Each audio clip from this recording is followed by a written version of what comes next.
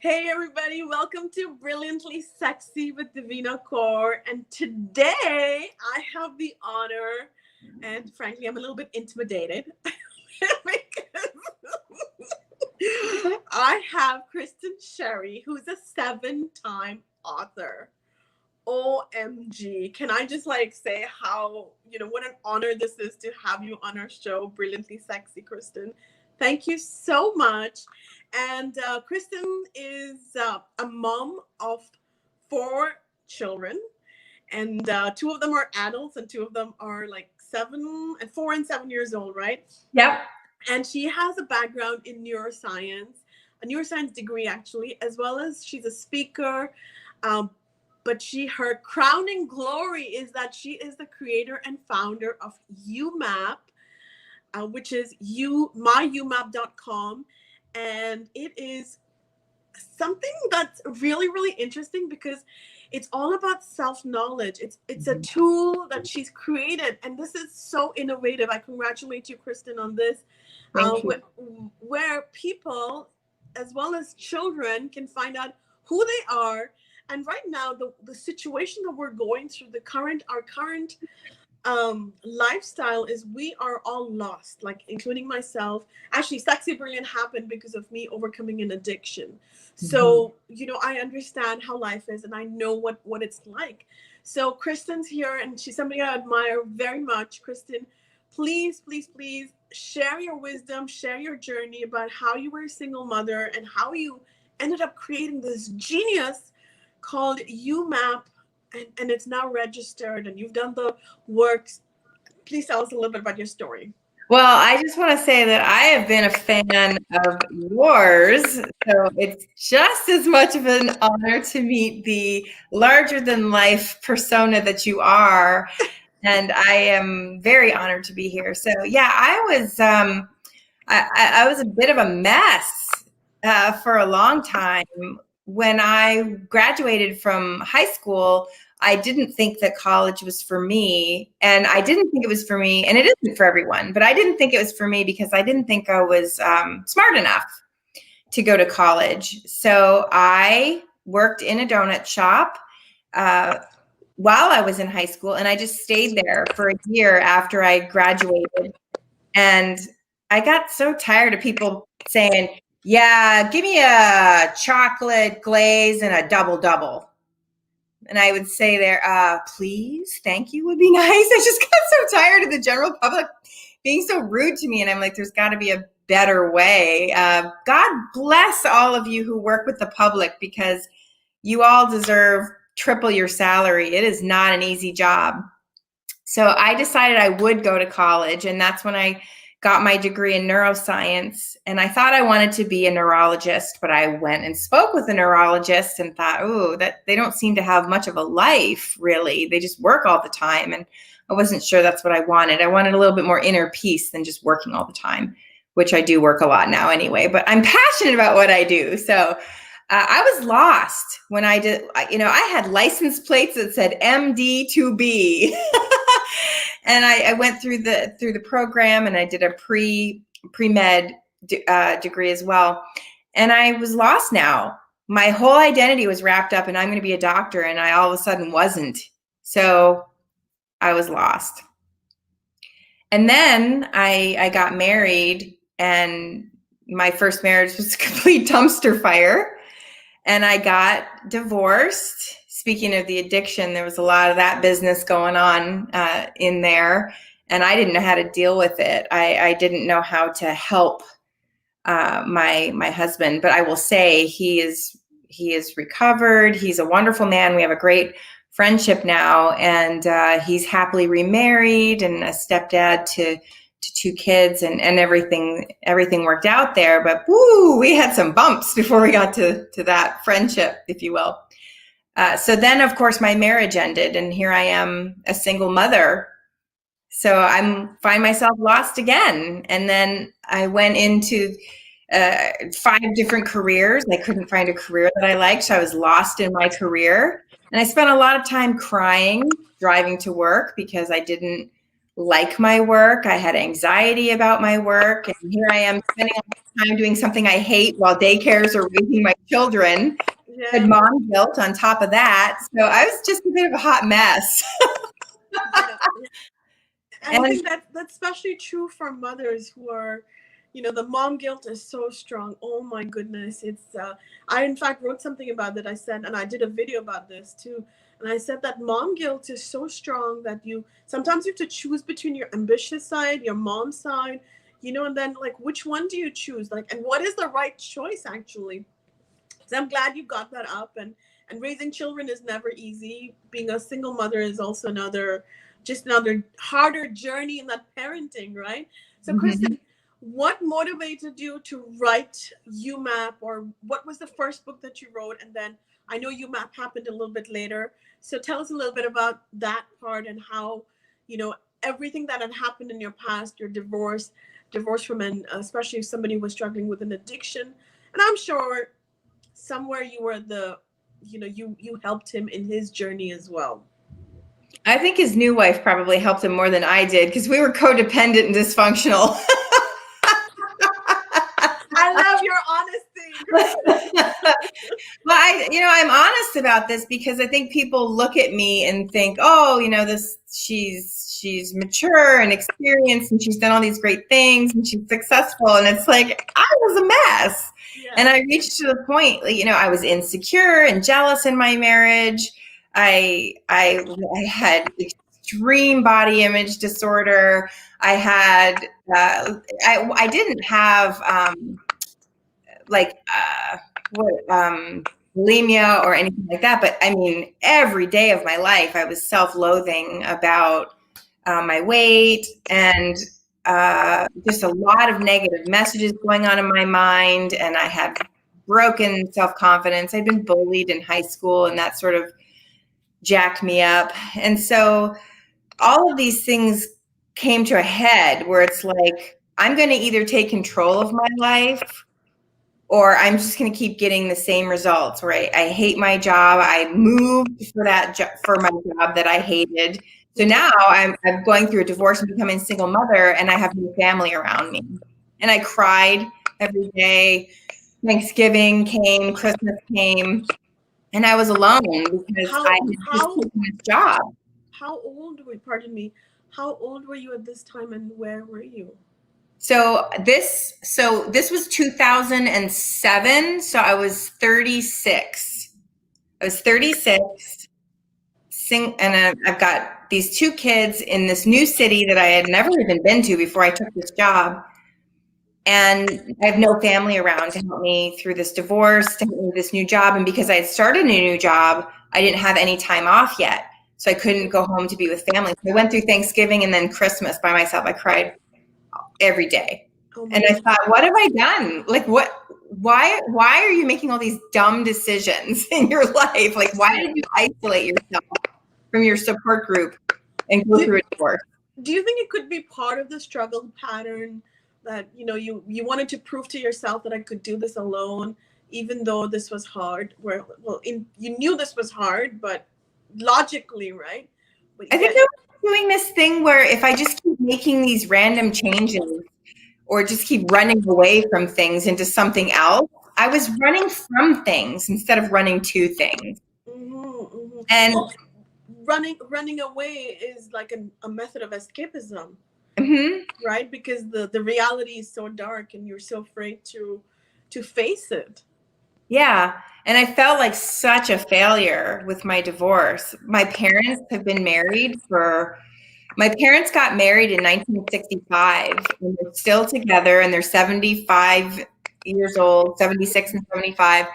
And so my grandparents were always married. I was the first to get divorced. So I felt like I was this blight on my family, which is completely ridiculous. Yeah. But anyway, all that to say, I just kept jumping from the pan into the fire. And I thought, I need a map and I need a compass. I need to know what the hell I'm doing, not just keep jumping into new things. And then it's a train wreck again. So what am I doing wrong? And I realized the first thing is I just had no clue who I was or what was important to me. So I set out on this journey of intentional self-reflection, not to beat myself up or judge myself, but like, who am I? What do I want in life?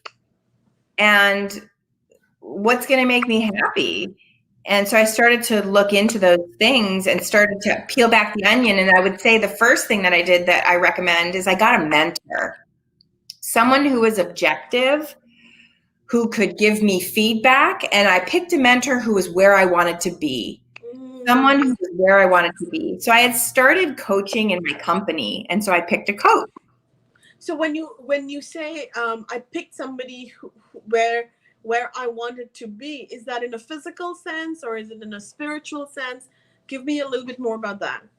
So that is a really great question. It was sort of like they have a life similar to what I would want. So career, maturity, emotional intelligence, confidence. It was sort of embodied in the person as well as what they had accomplished in life. Now, I know we will all accomplish different things, but I admired and respected this person. And this was a man in this case. The mentor was a man who was a friend of my mother, and she introduced us. So he was sort of like a father figure as well. Although he's not, I don't know if he's old enough to be, he's not old enough to be my father, but he's older than me. And I started to tell him all my limiting beliefs, and he started to shoot them down one by one. And I was defenseless against them. He did it in a very compassionate way. I would say to him, so he was the head of the International Coaching Federation for the East Coast, and he was a world experienced executive coach, traveled around the world, worked with CEOs. He was very successful. And I'm sitting here telling him my limiting belief, like, well, I can't be a successful coach because I don't have a master's degree. And he said, neither do I. And I was like, oh, it never even occurred to me to ask him what his education was because, like, who cares? Yeah, really. And he's this successful person. He's like, yeah, and my undergraduate degree is in fine arts. So here I am thinking, okay, well, I guess that excuse is off the table.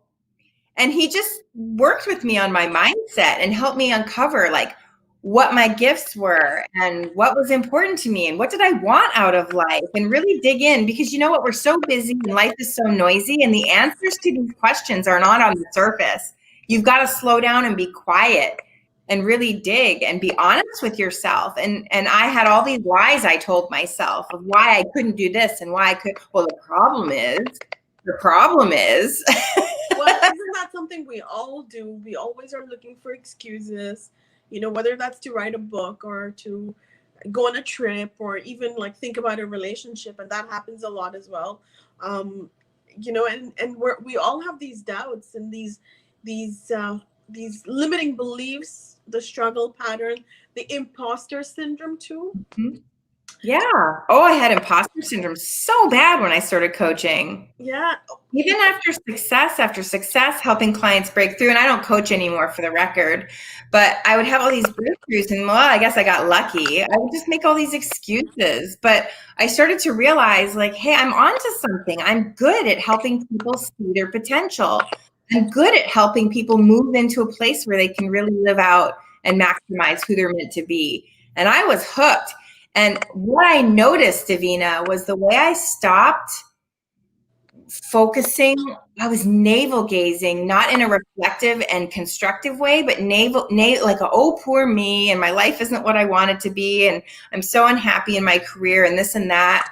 When I started serving other people and helping other people and focusing on other people, everything changed. Because as soon as you stop like having this navel gazing pity party and start focusing on other people, you stop having all of those conversations about how terrible you are because you're so focused on lifting others up. And the minute I flipped from, oh, me and my life, to helping other people, it was a game changer for me. I love it. And that's beautifully said, right?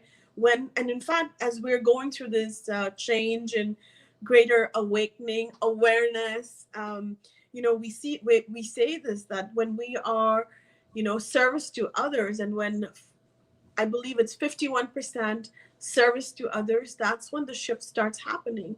And it's all about, like, it's not just about me, it's about sending the elevator down. It's about helping somebody up when you can. And how do you do that, Kristin, is the question. Oh, I love doing that. So I do that in a number of ways. So anyone who works for me, I make sure that I help them get the same self-awareness and really expand their capabilities. I do that with other authors because I'm an author. I read people's books. I give beta feedback. I give testimonials. I will talk to an author and help them. I do a lot of videos and content to help other authors. I've gone through these journeys, whether it was figuring out how to trademark something or build a certification program or write a book. I wanted to puke every day in 2018 because I was so out of my comfort zone doing things I'd never done before. Yeah. And I thought, why does this have to be so hard for everyone? So I always go back and say, here's how you do this. So I've got a lot of content and videos to help authors, but I also help them by giving them testimonials for their books, for example. Like right now, I'm beta reading 2 people's books to give them feedback and help them. And I do that sort of thing whenever I can. And I remember when Vanessa Van Edwards, she has People of Science, and she's a TEDx speaker, and she's a behavioral scientist, brilliant, lovely woman. And she wrote a testimonial for my new book, Maximize 365. And I was so thankful. And because she's very busy, and she said, we have to help each other. I love it. And that's it. I'm a big fan of her work, by the way. So I'm so glad you mentioned that. So thank you so much. And you know what? It's all about supporting each other. It really is. And we all have these gifts, right? Like we're all gifted in different ways. I spoke about how Sexy Brilliant happened, overcoming an addiction, and we are a 100% nonprofit foundation. But also, you know what? I was lost, like you said as well. And it's only when we say we are lost, I'm struggling with my spiritual power. Who am I? What do I want? That's when the change starts to happen. You find yourself through the eyes of others. Yeah. Because other people would mirror back the value that I created in their life. And that was social proof. Just me puffing myself up or telling them. I mean, affirmations are important, don't get me wrong.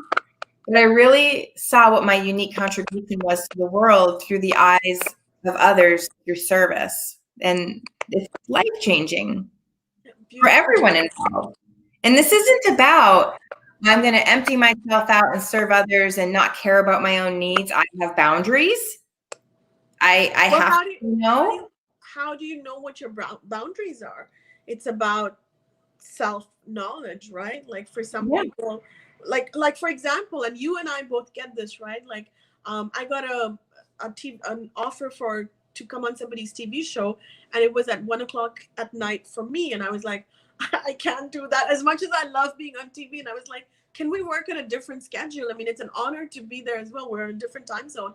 But the thing is, this is where the boundaries are, right? Like, yes, I want success. Yes, I want to be on TV. Yes, I want to write a new book.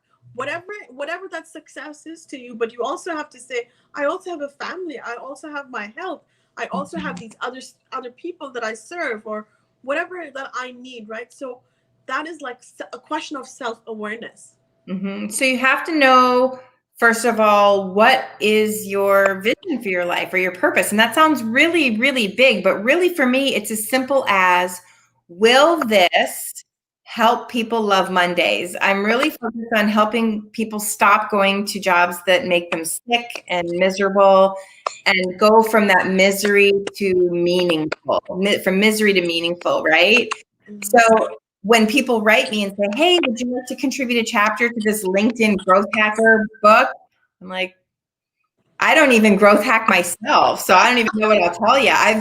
I've grown my network through just being real with people and just building relationships with people. So I don't know the first thing about growth hack. So it's funny that people think that I know how to growth hack, but I've been doing this on LinkedIn for almost 6 years. My growth has been slow compared to a lot of people. Well, you're also very authentic in what you're doing. You're not curating content, and it's genuine. It's about the experiences that you're going through. I mean, there are many ways of playing the game, the social media game, and I for one, I admire you because of the way you are, and you're just sticking to what your brilliance is, which is I stay in my lane. I definitely stay in my lane. I'm not trying to hang up a new shingle of all this expertise every other day. But so you have to know what you're trying to accomplish. And so that first question, will this help people love Mondays? If it's not related to that, the answer is always no. Like, I had someone give me a lovely offer to be on a board that helped women and children in some way. I don't know if it's domestic violence. It's like, I've not experienced that. I really think someone else would add more value. I'm very honored to be asked. It doesn't align with the vision I'm working towards. And I would like to open up the opportunity to someone else who would just be delighted and would add more value. So I say no to things, but I always express gratitude and that I'm honored to be asked, because it is an honor. You never get so big for your britches that you're like, oh, that's not good enough for me to do, or whatever. And to all the women who are here right now, I just want you to pay attention to what Kristin's saying. I am saying no, not because she doesn't want to help, but because she knows who she is, what her limitations are, what her gifts are, what her brilliance is. So do not hesitate to use the word no as an answer. Yeah, because no helps create opportunity for other people. No prevents you from harming your mental health, your physical health. It allows that other person to have a partner who's enthusiastic versus resentful. It's really the right thing for everyone. If you don't feel led to do something, you shouldn't, out of obligation, because it's a disservice to everyone. Right? I love the way you and said it's sort of arrogant to think, well, I'm the only person who could do this or who could help.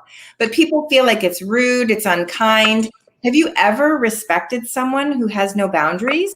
Like someone you know that has no boundaries, that says yes to everything, that spreads themselves thin, they become a total mess, they're just all over the place. Do you look at that person and say, oh, I really would love to be like them? People respect people who respect themselves. Beautifully said, and thank you so much. This is like, people respect people who respect themselves. I'm gonna have to write a new book about this. You should. And I will tell you, when I was getting testimonials for my kids' book and for Dr. Tasha Eurich, she's a New York Times bestselling author of Bankable Leadership and Insight. Those are two of her books. And Vanessa Van Edwards and Nir Eyal and Scott J. Miller from Franklin Covey Institute. He's the executive VP of thought leadership there. All of these people, even though they said yes to me, they had boundaries, and I could feel their boundaries, and I could feel how they were kind and helpful, but they had boundaries. And some people said no. Like Gretchen Rubin said, I have a book coming out myself, so I'm really swamped pulling it over the finish line. And I didn't feel rejected. I was like, oh yeah, she knows that she has to say no to stay on track. So when people do say no, they're very kind, and they do respond, and they do say, I can't do that right now, and here's why. So I just had to say no to someone yesterday that I say yes to quite a lot. But I have a book launch next month. We're doing a gala party for the UMAP coaches next month. And I'm beta reading 2 people's books. So I get to the point where I know what my limitations are, what I can accomplish. So, and I'm intentional. And I get to the point where I say, okay, I'm not taking anything else right now. And I say no to everything except coming to spend time with Devina. It must be the hair flower. Where is it? It's the flower and the lipstick and the dresses and the bling and the sexy, and it's all that. I'm like, I got to be part of that. Come on. Well, when you run Sexy Brilliant, and we've all got these stories, we've all got these limiting beliefs, we've all got a past, we've all got a journey, right? But what really matters is how we have learned from our past, because there are no mistakes. Nothing is by accident. Our collaboration today is a divine timing. So when we are kind of in that flow of life, which you are, and I admire you so much for that, Kristin. Like, I'm in the flow as well, right? Like, I'm always like I find that I get, the more I'm connected to myself, meditation, yoga, whatever we do, right? Prayer. It's all about connection with the inside so that we have more spiritual power. Yes, right? absolutely. So I want you to talk a little bit about your what the word spiritual means to you. And I know you mentioned this in your books as well, in your work as well. So please share a little bit about that so that we can bring in Sexy Brilliant and spirituality. Yeah. So for me, spirituality is the recognition that we are all connected and we are a part of something bigger than ourselves. I think when we get into trouble is when we make ourselves the center of the universe. And I'm very respectful of other people's religions and beliefs and non-religions. And so whatever it is, everyone worships something, and it can never be yourself, because that is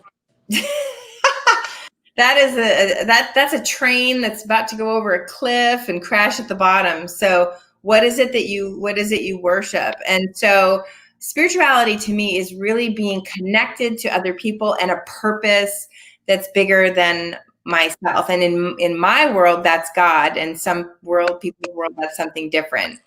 Yeah. I want to ask you, what does the word sexy mean to you? What does the word brilliant mean to you? And together, what does the word sexy brilliant mean to you? Oh, I love that. So I think sexy is not sexual. I don't see that sexy as being sexual. I think the word that I think of when I hear sexy is owning your confidence, and that could be expressed in your physical body if you're dancing or speaking or however that has a presentation, but ultimately sexy is internal. I think that's beautiful, and I agree with you. Sexy is, it starts, you know what, I talk about this as well. Sexy can start from the outside, but ultimately it's about what's inside, and that's really sexy. What does the word brilliant mean to you? So for me, I don't think about intellect when I hear brilliant in the context of sexy brilliant. I think of brilliant as being bringing light into the world. So that inner confidence that comes out radiates. So I think of radiating when I see brilliant, so that who I am, my gifts to the world, my confidence, it comes out and radiates to other people, and it creates inspiration in other people. I love it. That's so beautifully said. And you know what? Ultimately, it's about like spirituality, like sexiness, like brilliance. It's all about, you know, your perception of it, and there's no right or wrong way of looking at it, right? So it's beautiful. Thank you for that. And I know we spoke about and I know there's you've got lots to share with us. Tell us a little bit about your books, your upcoming books. And then I want to, move towards our next segment. Okay, so I wrote a 4-part box set of children's books. The first one comes out next month. It's available on pre-order now on Amazon, called You've Got Gifts. When I worked with adults to help them see who they were, this weird thing happened where their confidence kept going up, person after person after person. And these are people who are successful. So I was shocked that they had low confidence. And I thought, I need to reach people sooner, because these people would tell me things they heard as children or they believed about themselves as children. And my teacher, Auckland, said, you need to write children's books. And I was like, no, I'm not a children's book author. I don't have the funniest clue how to do that. But I could probably figure it out. So I warmed up to the idea. So I wrote You've Got Gifts to help children identify what their actual talents are, to have the language to be able to explain who they are and that self-knowledge. And I wrote You've Got Values to help kids realize that they're going to get advice in their life that may not align to their values and what's important to them and what are their values. I wrote You've Got Skills to help kids understand that they have skills to offer the world and what types of skills do they like. And then You've Got Personality is to help them understand their personality, another aspect of them. So they're all written in this storytelling sort of way, but they're really books to help kids build self-awareness and confidence. So they release every 3 months, with the first one releasing November 10th. So only the first one is on Amazon right now, and well, anywhere online books are sold. And then my next book coming out is called Maximize 365. The subtitle is A Year of Actionable Tips to Transform Your Life. And I wrote it because LinkedIn asked me to.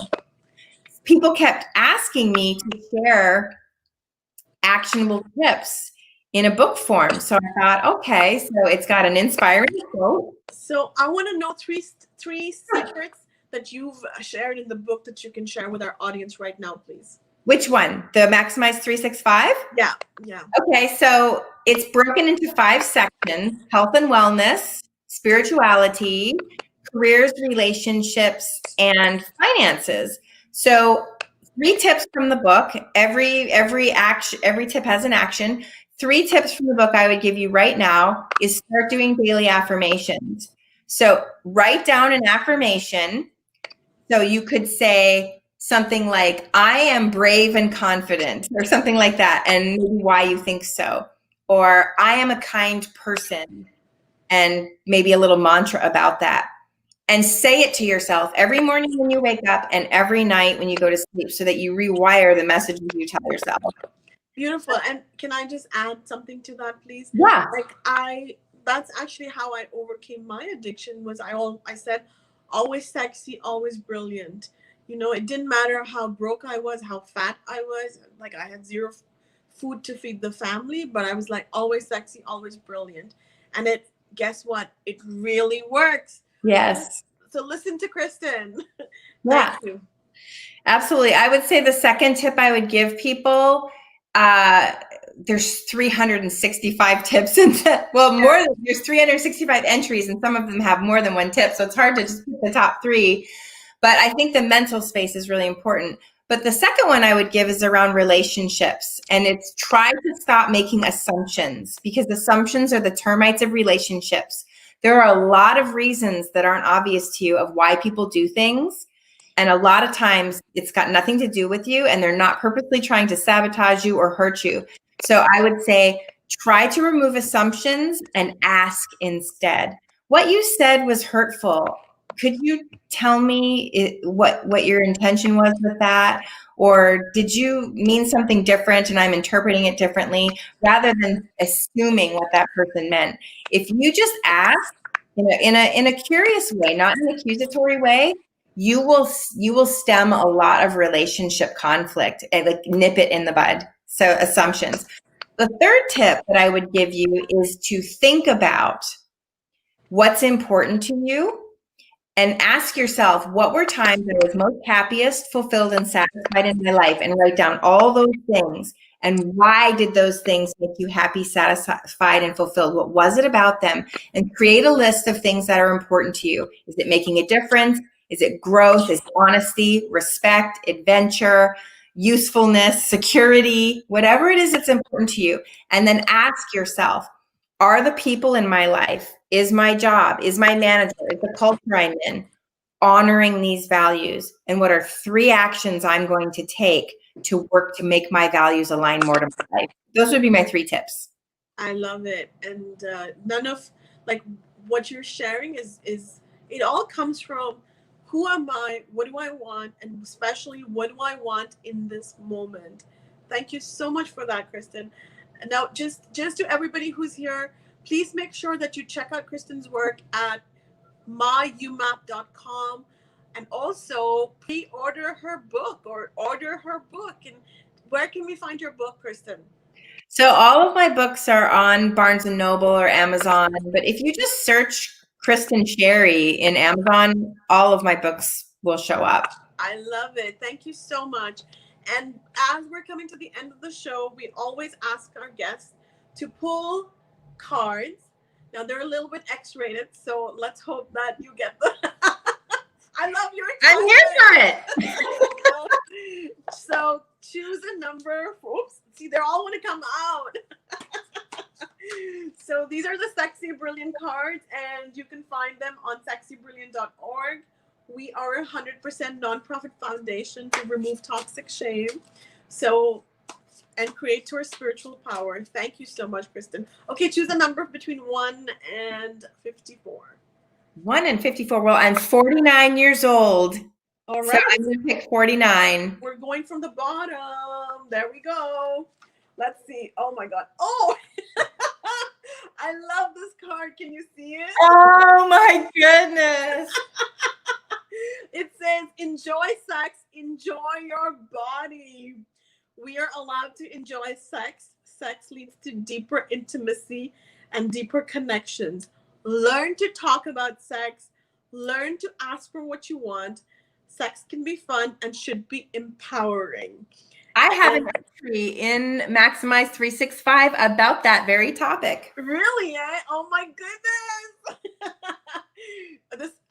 You chose that card. I can't believe it. Yeah, how to ask for what you want. Like, yeah. Ask for what you want, and pleasure is not a dirty word, you know. Nope. It's we have pleasure when we have a piece of chocolate. Yeah. We have pleasure when we put on a red lipstick.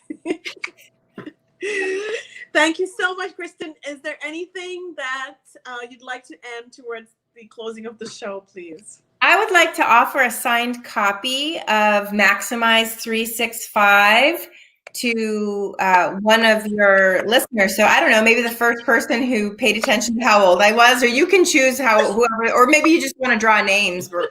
I'll give a signed copy. I don't care where they live in the world. I'll pay for the shipping. Oh my goodness. Thank you so much. Everybody, make sure that you are taking up Kristin's offer. Message me. Let me know that you saw the show and that you want a signed copy, and we will send it to you. No cost to you at all. Thank you so much, Kristin, for that. And we are so appreciative of your time today. Absolutely. Thank you, everybody, for tuning in. Please make sure that you're sharing this video and helping us help others in our journey to find inner power, inner wealth, and create a better, sexier world. I'm your host, Devina Kaur. Thank you so much for joining in. Thank you. Bye.